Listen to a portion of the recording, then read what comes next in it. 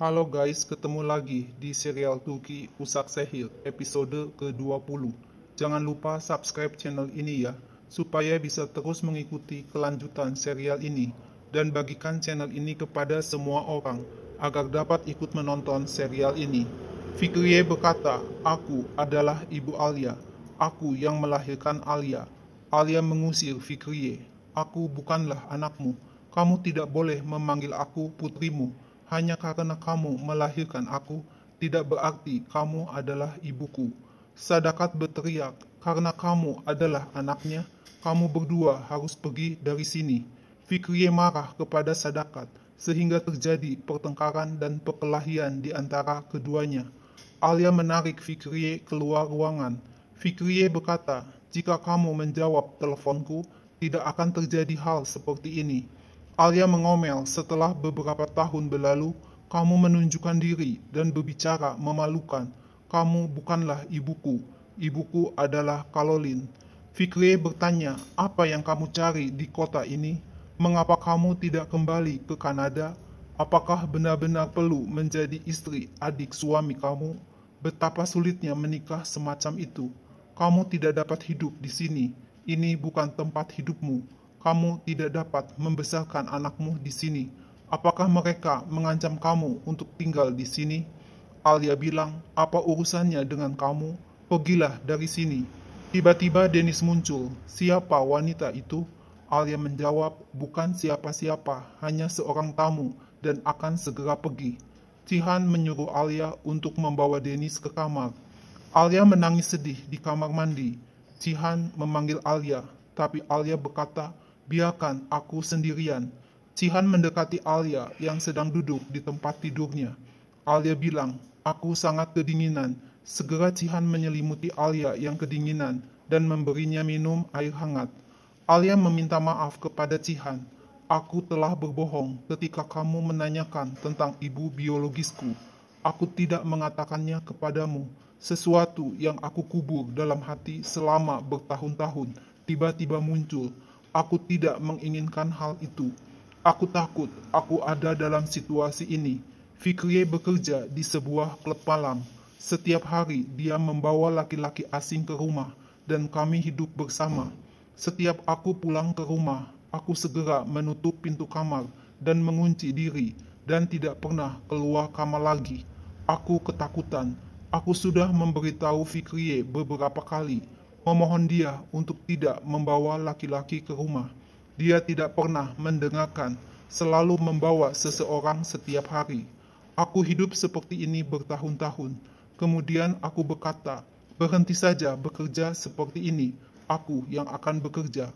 Tapi Fikriye tidak mau dan meneruskan bekerja seperti itu. Aku tumbuh menjadi wanita muda dan mulai menarik perhatian laki-laki. Suatu hari aku sangat ketakutan dan lari dari rumah dan pergi ke rumah Kansu, temanku.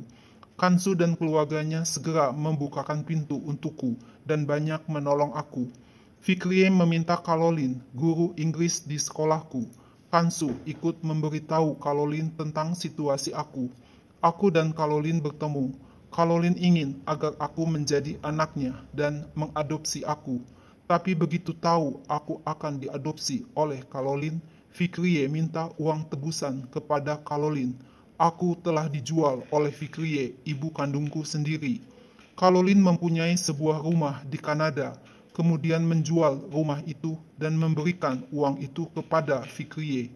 Kalolin segera membawa aku ke Kanada. Kalolin menjadi ibu yang sangat baik buatku. Fikriye terus mengganggu aku.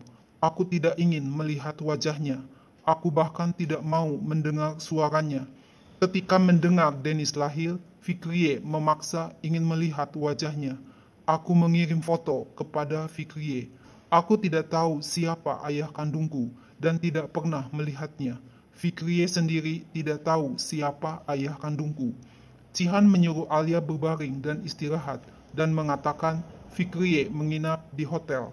Keesokan harinya, Alia berkata kepada Cihan, aku ingin tahu apakah Ugur memberitahu kepada orang lain, apakah aku harus bicara dengan Ugur. Cihan bilang, kami masih mencari Ugur. Tak lama Alia bertemu dengan Nare. Nare berkata, seseorang tidak bisa memilih seorang ibu.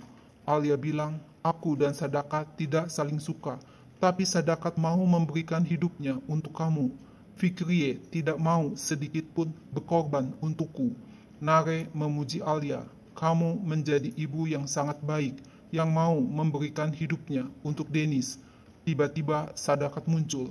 Apa yang akan terjadi bila Dennis tahu kalau ibunya adalah anak dari wanita semacam itu? Apakah Boran tahu kalau kamu adalah anak perempuan dari wanita semacam itu?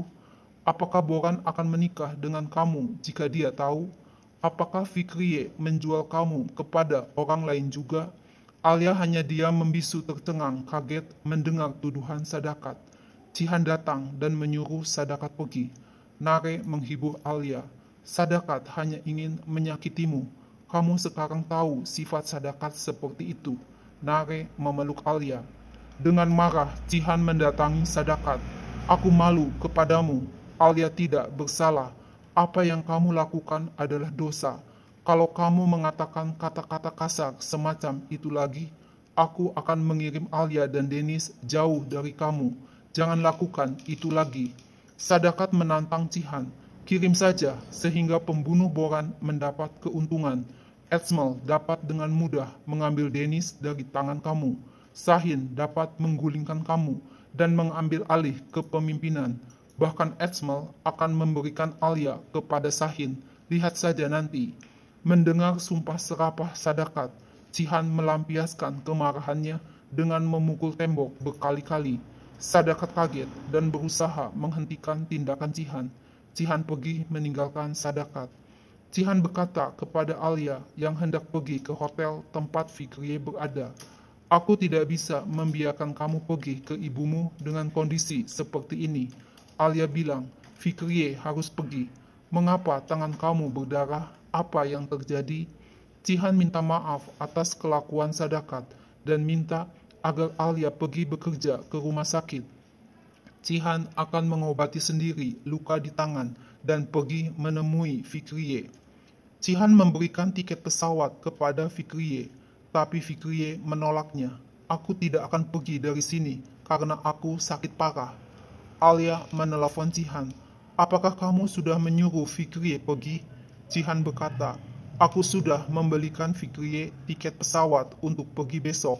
Alia minta agar Cihan menyuruh anak buahnya untuk membawa Fikriye ke bandara dan memastikan Fikriye pergi. Cihan mengajak Alia bicara nanti malam, tapi Alia mengatakan tidak ada lagi hal yang perlu dibicarakan. Alia menerima telepon dari Ugur yang meminta untuk bertemu, tapi jika kamu memberitahu Cihan, kamu akan menerima akibatnya. Kita bertemu di gudang di lantai dasar rumah sakit 1 jam lagi.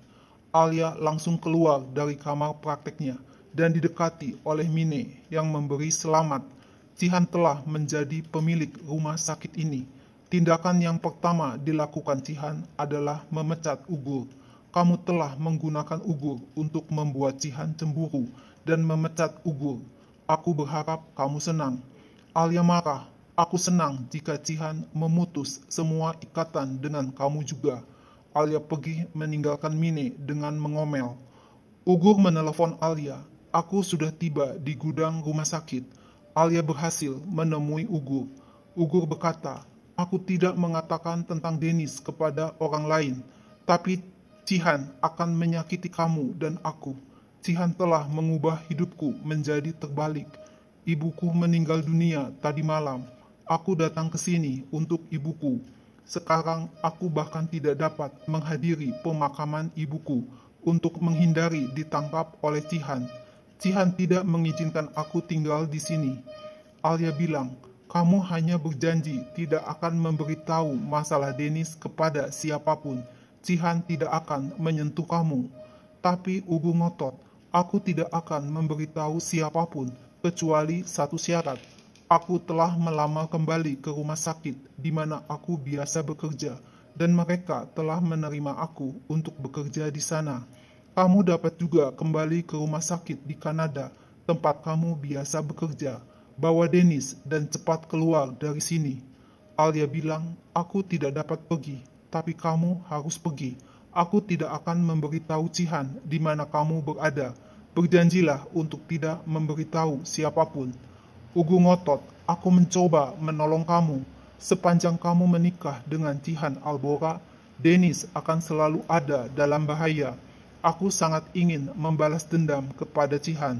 Aku memberi kamu 2 hari untuk berpikir.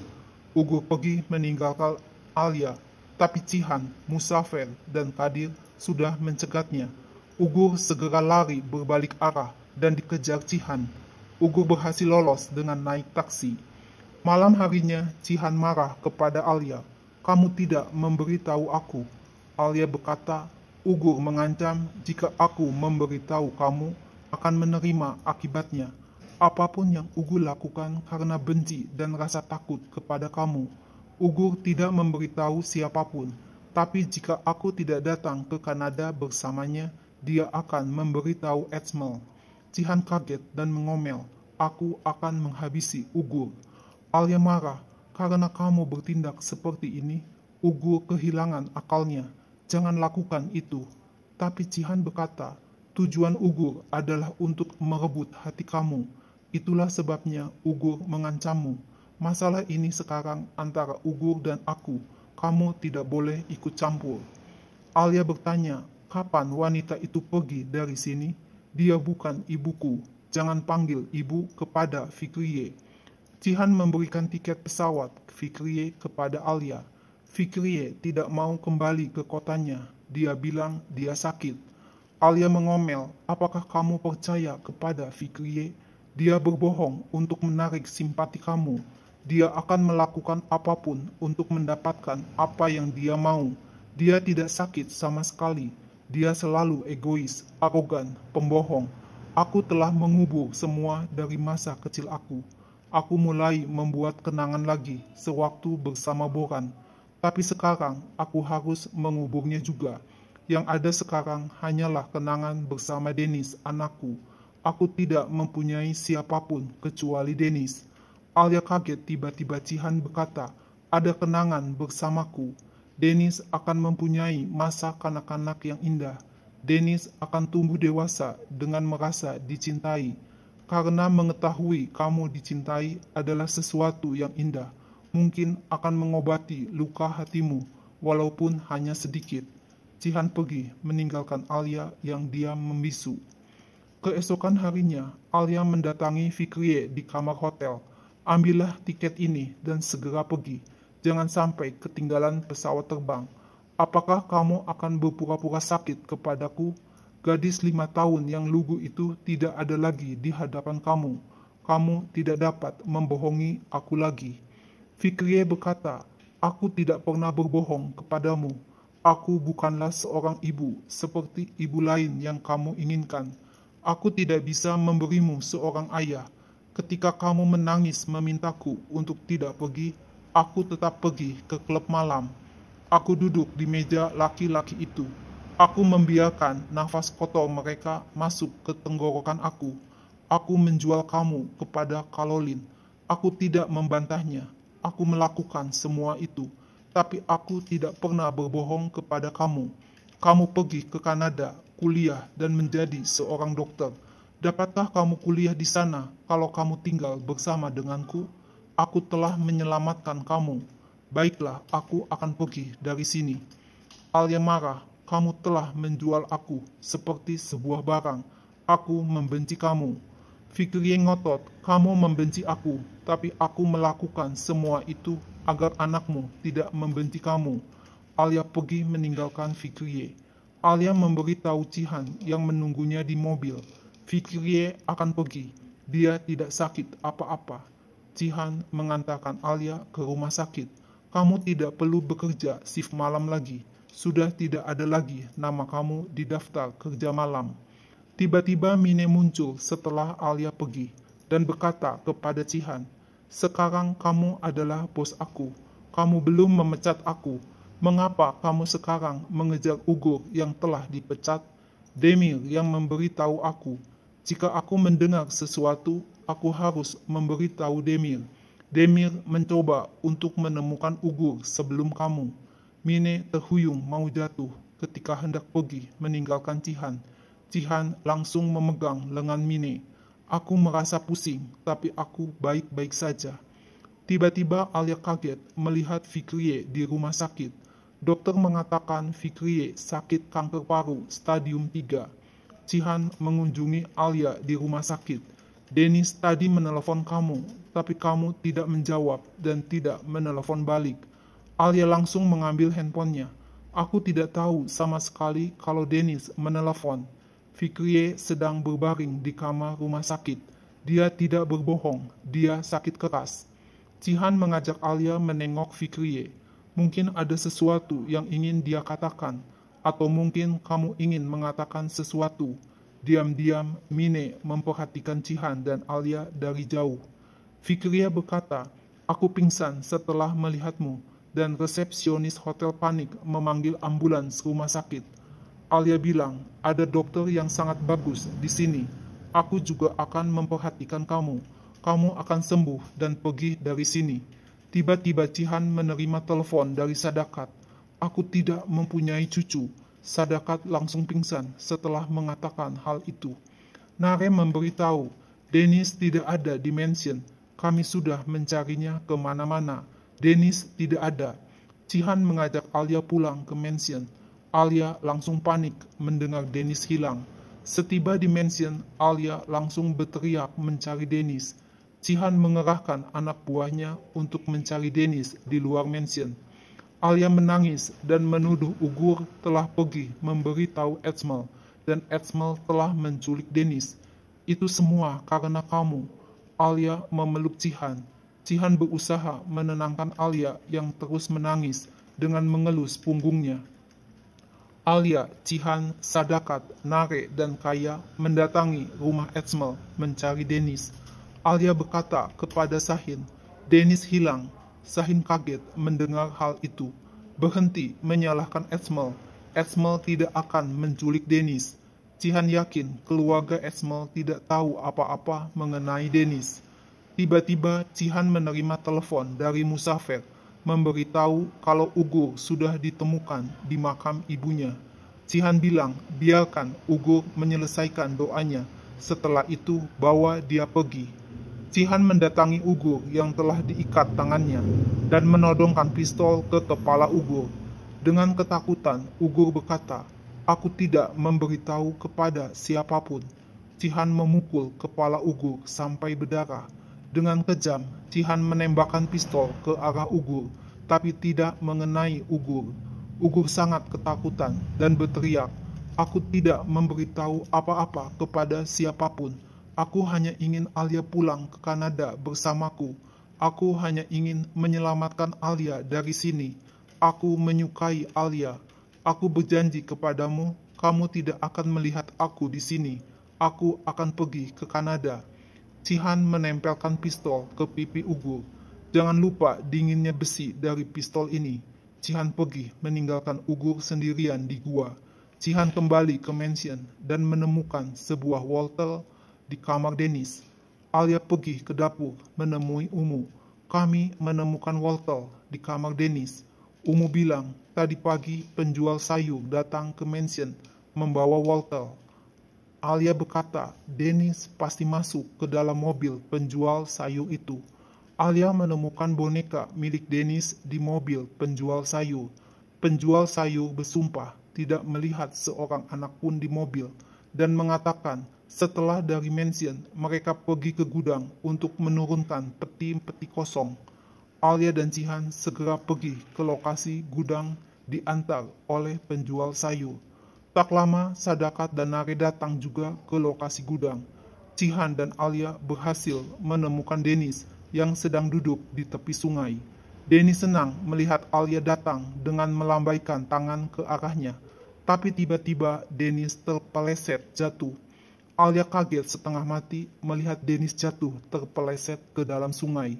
Cihan langsung terjun masuk ke dalam sungai untuk mencari Dennis, disusul oleh Kaya. Mereka berdua berenang berusaha mencari Dennis. Alia menangis histeris dipeluk oleh Sadakat. Aku tidak mau meninggalkan anakku. Alia dan Sadakat menangis saling berpelukan. Nah guys, lalu apa yang akan terjadi selanjutnya? Saksikan terus ya serial yang baru dan seru ini. Jangan lupa subscribe channel ini ya. See you, bye-bye.